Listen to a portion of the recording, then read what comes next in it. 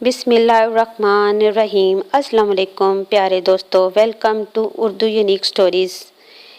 वो दहशतनाक रात, एक खौफनाक और सच्ची कहानी। शुरू करने से पहले आप सबसे रिक्वेस्ट है, हमारे चैनल को सब्सक्राइब कर लें, बेल आइकन के बटन को क्लिक कर दें ताकि बर वक्त आपको हमारी वीडियो का नोटिफिकेशन मिल सके। रात के 11 बजे का वक्त था और मैं इसी तरह बेखबर सो रहा था जैसे गधे घोड़े सब बेच दिए हों। न जाने ख्वाबों में कौन से जजीरों की सैर कर रहा था जब फ़ोन की मुसलसल बजती घंटी ने मुझे झंझोर कर होश व हवास की दुनिया में ला पटका। अपने ख्वाबिदा साहब को मुश्किल कंट्रोल करते हुए मैंने फ़ोन उठाया। अस्सलाम वालेकुम हस्बे आदत मैंने सलाम किया। वालेकुम अस्सलाम, कैसे हो तलहा बेटा, क्या कर रहे थे? जवाबन मुझे अबू जी की संजीदा सी आवाज़ सुनने को मिली। सो रहा था अबू जी, आप लोग खैरियत से पहुंच गए?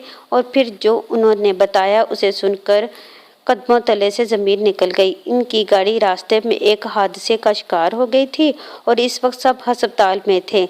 अगरचे बकौल इनके फिक्र की कोई बात नहीं थी और वो सब मामूली ज़ख्मी थे, लेकिन इनकी परेशान लब व लहजा और गैर मामूली अंदाज़े गुफ्तगू मुझे किसी अनहोनी का पता दे रहे थे। लिहाजा मैंने फ़ौरन रवानगी का प्रोग्राम बनाया। अगरचे अबू जी इस वक्त मुझे सफ़र से मना कर रहे थे, लेकिन मेरा रुकना अब नामुमकिन हो चुका था। वो दिल चाह रहा था कि उड़कर इन सब के पास पहुंच जाऊं। मेरे वालिदैन, खाला खालू, मेरी छोटी बहन सब करीबी रिश्तेदारों की शादी में शिरकत करने आज शाम ही हैदराबाद रवाना हुए थे। मैं अपने इम्तहानात की वजह से घर पर रुक गया था। मेरी खाला और खालू हमारे घर से 2 गलियां छोड़कर ही रहते थे और हमारे इनसे बहुत खुशगवार ताल्लुकात थे। खाला खालू नहायत शफीक, पुरखलूस और जिंदा दिल थे। अल्लाह ताला ने इनको हर दुनियावी नेमत से नवाजा था सवाए औलाद के, लेकिन उन्होंने इस कमी को अपनी ज़िंदगी का रोग बनाने के बजाय तकदीर का लिखा जानकर इससे समझौता कर लिया था। मुझे और मेरी छोटी बहन गुड़िया को वो अपनी औलाद ही समझते थे और अपनी तमाम तर मोहब्बत इन पर निछावर करते थे। नतीजतन हम दोनों भी उन्हें वालिदैन जैसा ही मुकाम देते थे। मैंने रात भर जाग कर पेपर की तैयारी की थी। पेपर्स के बाद जब मैं घर आया तो सबके साथ इतना मसरूफ़ रहा कि वक्त गुजरने का पता ही नहीं चला। शाम को जब मुझे ढेरों हदायतें देकर रवाना हुए तो मेरा थकन से बुरा हाल था। रात का खाना खाकर नमाज अदा करते ही मुझे नींद का इस कदर शदीद गलबा हुआ कि मैं लम्हों में गाफिल हो गया। फ़ौरन ही तैयार होकर रवाना हो गया। वालिद से मैंने अस्पताल का एड्रेस ले लिया था। तकरीबन 3 घंटे का सफ़र था। जब मैं घर से रवाना हुआ था तो हल्की हल्की बूंदाबांदी शुरू हो चुकी थी। कराची में तो रातें जागती हैं, लिहाजा काफ़ी देर तक मुझे तन्हाई का एहसास नहीं हुआ। रास्ते रोशन थे, लोग भी घूमते फिरते नज़र आ रहे थे। आधे घंटे बाद बूंदाबांदी ने मूसलाधार बारिश की शक्ल अख्तियार कर ली। अब तक मैं शहर से काफ़ी दूर आ चुका था, लिहाजा ट्रैफिक भी बहुत कम हो गया था। कभी कभार कोई का दुका गाड़ी नज़र आ जाती थी, अगरचे गाड़ी के वाइपर मुसलसल चल रहे थे। लिहाजा तेज़ बारिश के बाहर धुंधला सा नज़र आ रहा था। थोड़े थोड़े फासले पर लगे स्ट्रीट लैंप अपनी मध्यम सी रोशनी से तारीकी को शिकस्त देने की नाकाम कोशिश कर रहे थे।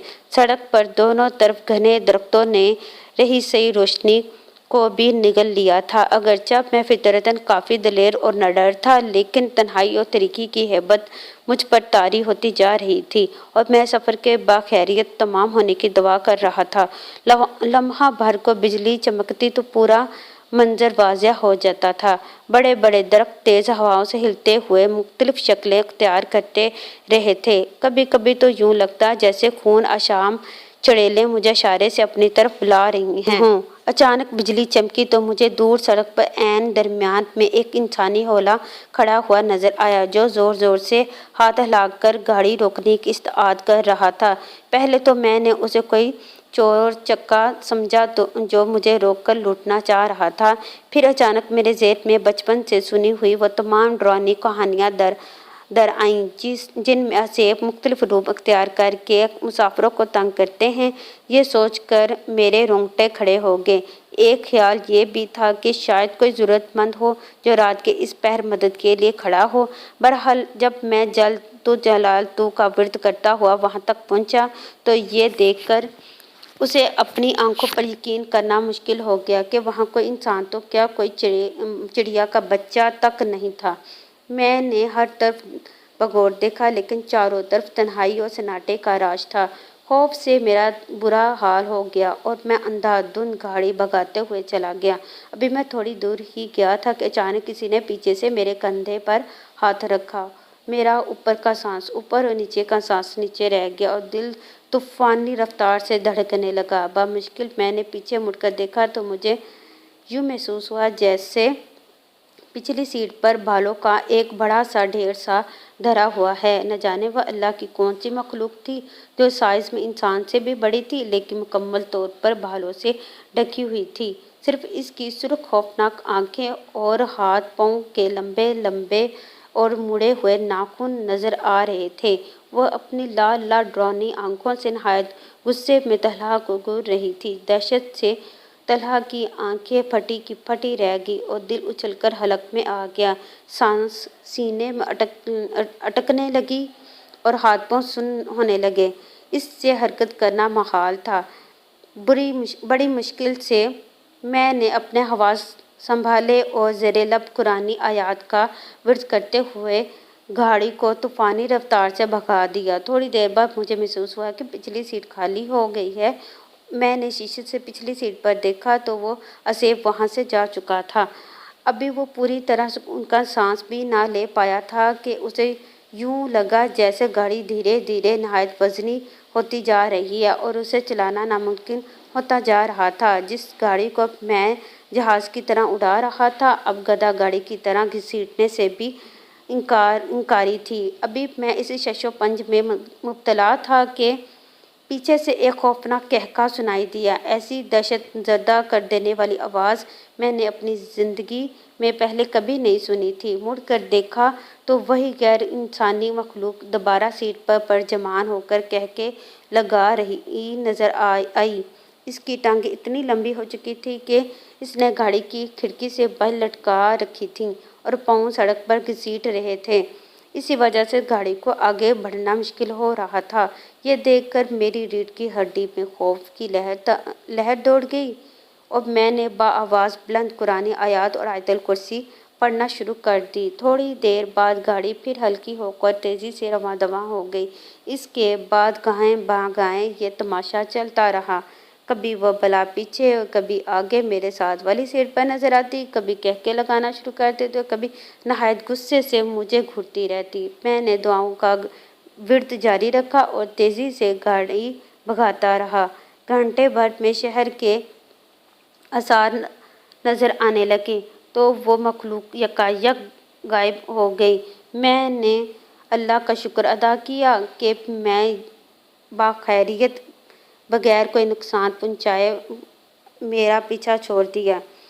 ابھی میں ہسپتال سے 15 منٹ کے فاصلے پر تھا کہ مجھے پھر شوق لگا جب رات کی تاریکی اور موسلادھار دار بارش میں خالو ایک اسٹریٹ لیمپ کے نیچے کھڑے نظر آئے۔ میں نے بریک پر پاؤں دبایا تو گاڑی سڑک پر دور تک گھسیٹتی چلی گئی۔ خالو تیز تیز چلتے ہوئے آئے اور فرنٹ سیٹ کا دروازہ کھول کر میرے ساتھ بیٹھ گئے۔ اتنی تیز بارش میں کھڑے ہونے کے باوجود ان کا لباس بالکل خشک تھا۔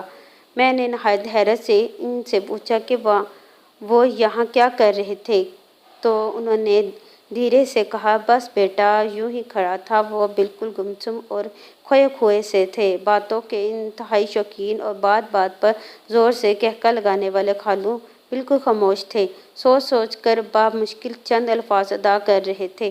جب میں نے ان سے سب کی خیریت پوچھی تو وہ گویا ہوئے، ہاں بیٹا سب ٹھیک ہیں، تم فکر نہ کرو۔ تم سے ملے بغیر جانے کا دل نہیں چاہ رہا تھا تو میں چلا آیا۔ حیرت سے سوچنے لگا کہ وہ کہاں جا رہے ہیں، لیکن ان کی حالت دیکھ کر میں نے مزید پوچھنا مناسب نہ سمجھا۔ مجھے لگا کہ ایکسیڈنٹ نے ان کے حواس کو متاثر کر رکھا ہے۔ میں خود بھی ہسپتال پہنچنے کی جلدی میں تھا، لہٰذا خاموشی سے گاڑی چلانے لگا۔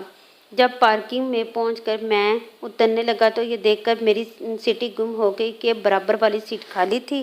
میں تیزی سے ہسپتال میں داخل ہوا تو سامنے ہی میرے ابو ہی میرے والد نہایت دل گرفتہ حالت میں کھڑے نظر آئے۔ میں خالو کے بارے میں بتانا چاہتا تھا لیکن وہ خاموشی سے تیز تیز چلتے ہوئے مجھے اندر لے گئے۔ کمرے کا منظر دیکھ کر مجھ پر سکتہ طاری ہو گیا۔ سامنے ہی بستر پر خالو کی لاش رکھی تھی جو روڈ ایکسیڈنٹ میں موقع پر ہی دم توڑ گئے تھے۔ امی اور خالہ مجھے دیکھ کر لپٹ کر آئیں اور مجھ سے لپٹ کر پھوٹ پھوٹ کر رونے لگیں، لیکن میں اپنے حواسوں میں ہی کب تھا جو انہیں تسلی دیتا۔ میں تو حیرت سے کھڑا یہ سوچ رہا تھا کہ اگر خالو ایکسیڈنٹ کے وقت ہی انتقال کر گئے تھے تو ابھی میرے ساتھ گاڑی میں کون تھا، کہ ان کی محبت واقعی اتنی شدید تھی کہ اس سے ملے بغیر جانے کا ان کا دل رضامند نہ تھا۔ یہ وہ معاملہ ہے جو مجھ سے سلجھ نہیں سکا۔ جی ہاں دوستو، آپ کو یہ میری ویڈیو کیسی لگی؟ اپنی رائے کا اظہار کمنٹ سیکشن میں لازمی کریے گا اور لائک کر کے ہماری حوصلہ افزائی بھی کر دیجیے گا۔ شکریہ۔